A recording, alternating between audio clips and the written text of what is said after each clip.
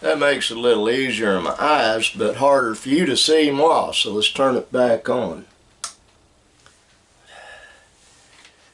This is a Saturday afternoon, and I'm stuck back out in the office, much to my chagrin. Nothing I can do about it, really. It's something I have to do. One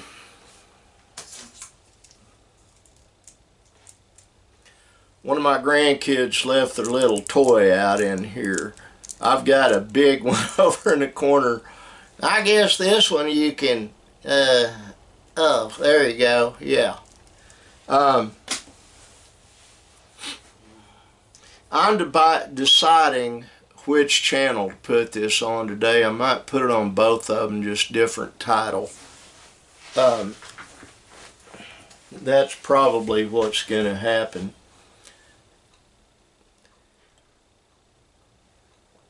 I'm going to back up a little bit on some things that I'm sitting over here because I'm having to clean up another computer.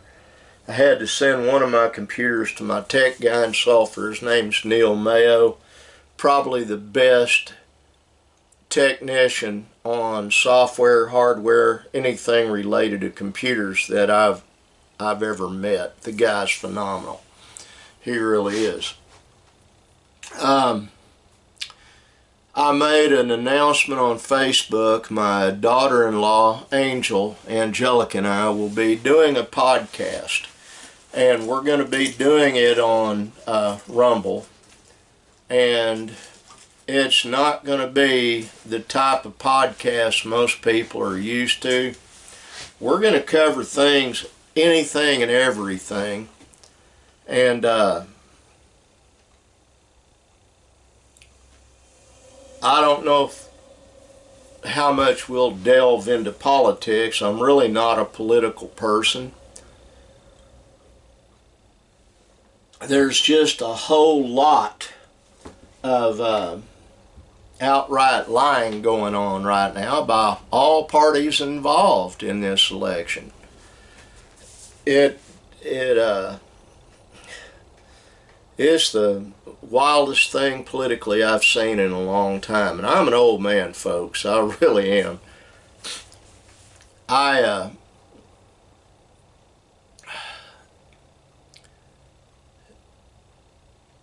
going to think how to phrase this. Imagine you're in the 1800s and you're on a sailing ship in the early 1800s, let's say before 1830. And it's a wooden sailing ship, and it's a big one. You're in the ocean, and a storm's rumbling all around you, and the waves are doing this, just huge waves. And the rudder on your ship breaks. Now, those old ships, they had a rope and pulley system on their rudder, in a gearworks. The ship's wheel that had the big knob sticking off of it, that went to sometimes chains, sometimes just ropes, but it went down to a long shaft that went below it all the way back to the rudder, and it had gearworks on that to make sure when you turned the ship's wheel to the left, the rudder went like this to the left, so the ship would go veer to the left. And without that rudder, there was nothing on a large ship you could do to steer, to choose your course. You went wherever the ocean pushed you. Well, folks, that's kind of where we're at these days, societally and worldwide. We've got world leaders making threats against one another.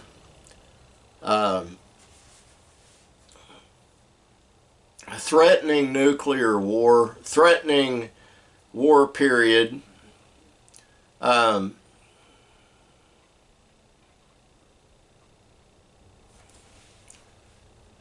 Israel right now is in the fight for its life. A lot of people don't believe that. I have friends who are real anti-Jew, anti-Israel. And I have friends who are pro-Israel. We're still friends, and that is in large part due to my personal philosophy, and that's to be kind. I go out of my way to be kind to people. You might not believe that, but if you do not know me, you won't believe it. Those that do know me and know me well know that I'm not.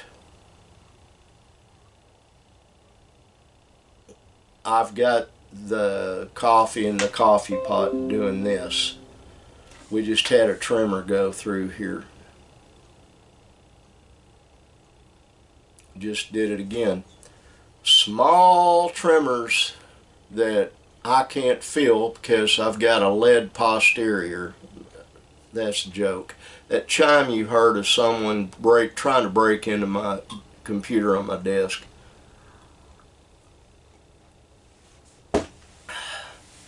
I'm not someone who, let me put it this way. My wife came out here to bring me this little computer so I could upgrade it. And when she was here, she said she had a dream that I was in. It was a nightmare, and I was like I used to be. Folks, I was not a nice person. And I'm embarrassed to say that, really. I was not a kind person. I'm embarrassed to say that. And I was not a godly person, and I'm embarrassed to say that. Oh, I've always believed in God my entire life, but I was not a civil individual. I was not user-friendly. That's a catchphrase. I was horrible. I'll be the first one to admit that, and the first one to say that it was a gradual change, but I did change. What started the change? My granddaughter Aurora Victoria being born. She was premature. She came home after being in the hospital for a month. Had to get her riboflavin up. She was under ultraviolet lights and fluorescent lights, and they were helping her gain some type of immune system. She was a tiny thing. And when she came home, I sat in my chair, my easy chair, in the room next to my son Nick and his wife's bedroom, and I held that baby on my bare chest. All she had was a diaper on. And it was in summer. It was about this time of year, actually, and it was still hot. But she had a blanket, and I sat there and I thought about the goodness that God had just blessed me with this baby girl. And the tears just came up. I realized I had to change. I had to change for my grandchildren, and that was my first one. And I've been working on being better since then. It's not been easy at all. I'm just going to tell you point blank, it's not been easy. It's been really hard. But I am making progress. Now, what's this got to do with what I'm talking about? Folks, this week I had to go to the hospital over in Ada, Oklahoma, Indian Healthcare Facility to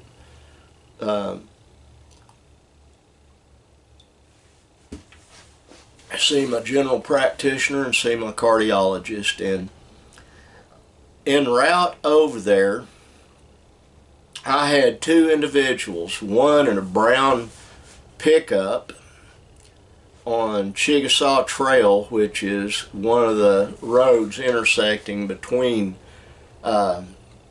Davis and Sulphur, Oklahoma. We live south of Davis. I was on Highway 7, and this brown truck just blasted right through the stop sign. Never did even slow down. There was a car to my left. I was in the outside lane. A car to my left almost hit him. It was a little, I think it was a Honda Civic, one of the old ones. It was white. It was in good shape, but they veered while they were slamming on the brakes, and I thought I was going to have to go off into the ditch. But that was the first one. And then I had almost arrived at Ada. There's a stoplight, an intersection before you actually get into Ada proper, right before I turned to go to the hospital, and another car. This one was is kind of a purple color, not burgundy, purple, and it was beat all it had been abused, let's put it that way. Had a black hood, purple fenders with dents all over this thing, and they ran right through a red light right in front of me. Fortunately, I was paying attention, and I was the only one other than them at the intersection. And the third time had a FedEx truck. There's a road approaching Highway 7 called Shepherd of the Hills Road. And this FedEx truck came over the hill, shot down, and ran right through the stop sign. I was going home, and I missed that truck. This time I was on the inside lane toward the center between it's two-lane high roads like that, and I missed that FedEx truck probably by less than a car length. And I was in my son's Impala, and it's not a big car. Now, what's that got to do with anything? I'm getting to that. Let me get a sip.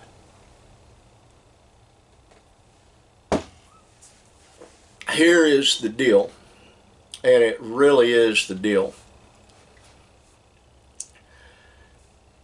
People are not paying attention, and I believe it's like that rudderless ship. They are so involved with their problems. They've got so many things going wrong in their lives. They are in such deep thought, worrying about things, that they cannot be situationally aware. They don't know what their surroundings are like. And this is a bad situation, folks. Very much of it has to do with this election we're involved in, and people worrying, and people fighting and fussing with each other, and blaming one candidate or the other. Here's the thing you need to realize and think on, and you really do. There is a God. He created us and everything around us. He did. He planted the seed so we could grow. And He is in charge. You need to pay attention, love God, and try to serve Him. And you've got the Bible as a source book for what you need to do, Old and New Testament.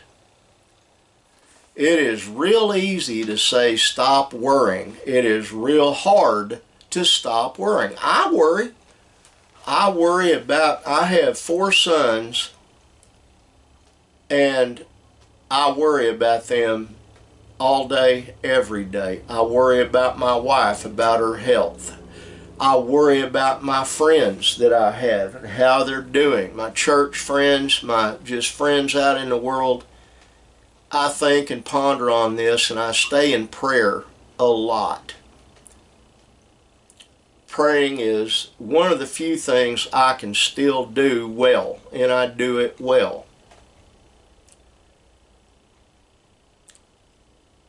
I want to encourage you to pray. And I don't know who all this will reach. I don't have a clue. I don't know. But I hope it helps one of you. I do. That is the main focus on this vlog today. VLOG. Video log. I want you to have a quality life. I do. And that is hard to do these days. There are so many people out there being mean to each other.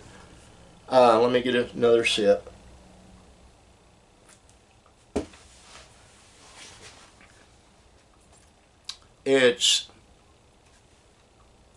I've just observed this. It's everywhere. It's rampant. The amount of meanness and cruelty and rudeness and uncivility. Civility, being civil, has all but disappeared.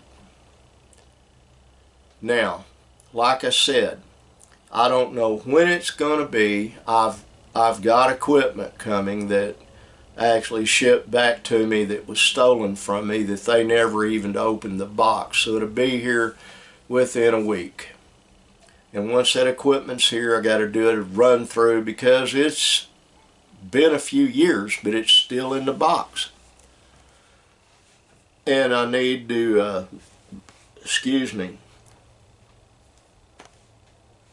I need to set up a place in here for Angelica and I to sit and to have to do our podcast. And I will let everybody know when that's going to be. My daughter-in-law is Latino, replete with being a Spanish speaker and having that accent, and she is about as lovely a girl as you're ever going to meet. And she knows that I am Daddy. She knows to love her with my whole heart. She and my granddaughter Miracle both. And you want to see the grizzly bear come out in me, do something to either one of those two girls, and the consequences to the perpetrator would not be good. But let's still pray for everybody. Let's still pray for each other. Let's have positive emotions, because positive begets positive results. I love you guys. Be kind and go take on the day. Bye.